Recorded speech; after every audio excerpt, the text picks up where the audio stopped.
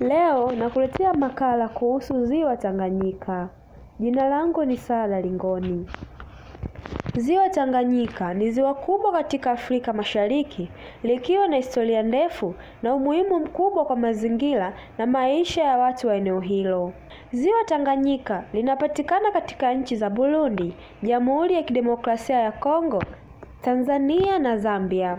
Pia ni ziwa la pili kwa kina duniani na la pili kwa ukubwa barani Afrika. Ziwa hili lilianza kuundwa takriban miaka milioni 9 iliyopita kutokana na shughuli za tectonic, likiwa sehemu ya bonde la Ufa. Watu wa makabila mbalimbali kama wa Burundi na wa Makonde walihusishwa na ziwa hili kwa shughuli zao za uvuvi na kilimo.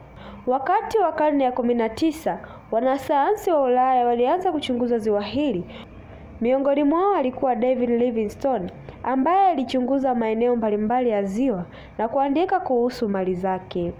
Ziwa lilikuwa katikati ya biashara ya utumwa na rasilimali nyingine, ikitumiwa na wafanyabiashara wa Kiarabu na wa Afrika. Ziwa Tanganyika ni nyumbani kwa samaki wengi wa pekee, ikiwa pamoja na samaki, na ni muhimu kwa uhifadhi wa viumbe hai. Ziwa hili ni chanzo muhimu cha maji kwa nchi zinazopokea na linatumiwa kwa shughuli za uvuvi, usafiri na utalii.